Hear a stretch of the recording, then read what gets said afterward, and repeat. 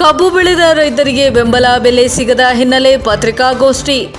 ಚಿತ್ರದುರ್ಗ ಜಿಲ್ಲೆ ಚಳ್ಳಕೆರೆ ನಗರದ ಪ್ರವಾಸಿ ಮಂದಿರದಲ್ಲಿ ಚಳ್ಳಕೆರೆ ರೈತ ಸಮೂಹ ಶುಕ್ರವಾರದಂದು ರೈತ ಮುಖಂಡ ಚಿಕ್ಕಣ್ಣ ಪತ್ರಿಕಾಗೋಷ್ಠಿ ನಡೆಸಿ ಮಾತನಾಡಿದರು. ಪ್ರಸ್ತುತ ದಿನಮಾನಗಳಲ್ಲಿ ನಮ್ಮನ್ನಾಳುವ ಸರ್ಕಾರ ರೈತರನ್ನ ಹಿಮ್ಮೆಟ್ಟಿಸುವ ಕೆಲಸ ಮಾಡುತ್ತಿದೆ. ಈ ಹಿನ್ನೆಲೆ ಕರ್ನಾಟಕ ರಾಜ್ಯದಲ್ಲಿ ಲಕ್ಷಾಂತರ ರೈತರು ತಮ್ಮ ಸ್ವಂತ ಪರಿಶ್ರಮದಿಂದ ಕಬ್ಬು ಬೆಳೆದು ಬೆಂಬಲ ಬೆಲೆ ಸಿಗದೆ ನೇಣಿಗೆ ಶರಣಾಗುತ್ತಿದ್ದಾರೆ.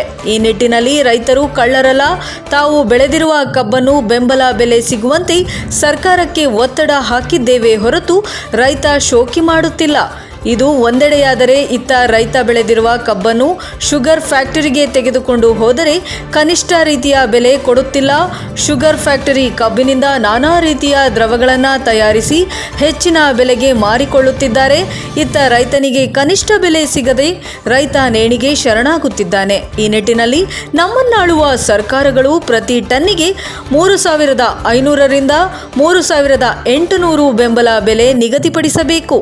ಇಲ್ಲದಿದ್ದರೆ ಸರ್ಕಾರವೇ ಕಬ್ಬು ಖರೀದಿಸಿ ಶುಗರ್ ಫ್ಯಾಕ್ಟರಿಗೆ ಕೊಡಿ. ಆದರೆ ರೈತರಿಗೆ ಕನಿಷ್ಠ ಬೆಂಬಲ ಬೆಲೆ ನಿಗದಿಪಡಿಸಿ ರೈತರನ್ನ ಉಳಿಸಿ. ಇಲ್ಲವಾದರೆ ಮುಂದಿನ ದಿನಗಳಲ್ಲಿ ಅತಿ ಉಗ್ರ ಸ್ವರೂಪದ ಪ್ರತಿಭಟನೆಯನ್ನ ಸರ್ಕಾರ ಎದುರಿಸಬೇಕಾಗುತ್ತದೆ ಎಂದರು. ಇನ್ನು ಈ ಸಂದರ್ಭದಲ್ಲಿ ತಾಲೂಕು ಪ್ರಧಾನ ಕಾರ್ಯದರ್ಶಿ ಪ್ರಕಾಶ್, ಖಾದರ್ ಬಾಷಾ, ಹೊನ್ನಪ್ಪ ಮತ್ತು ಶಂಕರಪ್ಪ, ಹನುಮಂತರಾಯ, ನರಸಿಂಹಮೂರ್ತಿ, ನಾಗಪ್ಪ ಮತ್ತು ಹೋಬಳೇಶ್ ಸೇರಿದಂತೆ ಅನೇಕ ರೈತ ಮುಖಂಡರು ಭಾಗಿಯಾಗಿದ್ದರು. ವರದಿ ಮೌನೇಶ್ ಆಚಾರ್, ಚಳ್ಳಕೆರೆ, NKS TV, ಚಿತ್ರದುರ್ಗ. ನಾಳೆ ಕೊಟ್ಬಿಡ್ತೀವಿ ಅಂತ ನಮ್ಮ ಜಿಲ್ಲಾ ಜಂಟಿ ನಿರ್ದೇಶಕರು ಮಂಜುನಾಥ್ ಸಾರು ಈ ತಾಲೂಕಿನ ಅವ್ರು ಹೇಳಿದ್ರು.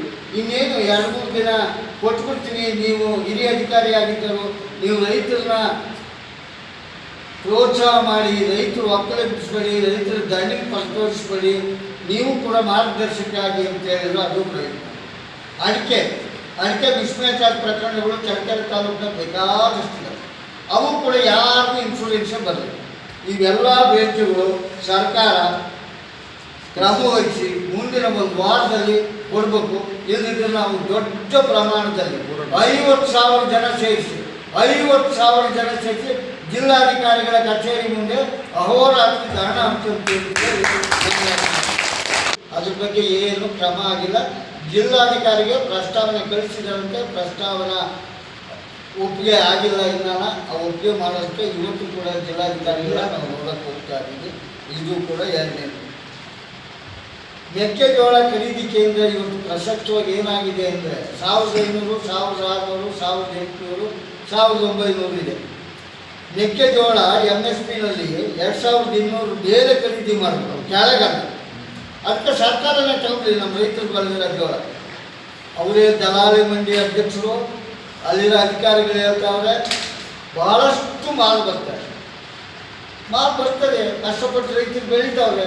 ಅದಕ್ಕೆ ಕೆಳಗೆ 2,200 ಕೆಳಗೆ ಖರೀದಿ ಮಾಡಬೇಕು ಅಂತ ಎಲ್ಲಿದೆ ಕಾನೂನು? MSP ಯಾಕೆ ಮಾಡಬೇಕಾಯ್ತು?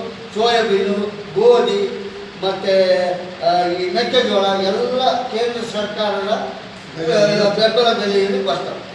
ನಾವು ಅದನ್ನು ಆಗ್ರಹ ಮಾಡ್ತಾ ಇದ್ದೀವಿ. ದಯಮಾಡಿ ನಮ್ಮ ಮಾಧ್ಯಮ ಮಿತ್ರರು ಈ ಬಗ್ಗೆ ಗಮನ ಹರಿಸ್ಬೇಕು.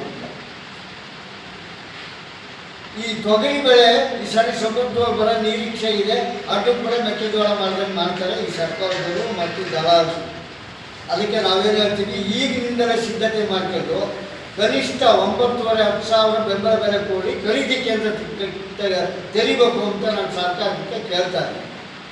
ಆಮೇಲೆ ಬರ ಪರಿಹಾರ ನಾವು ಅಷ್ಟೊಂದು ಗಲಾಟೆ ಮಾಡಿದ್ದೀವಿ.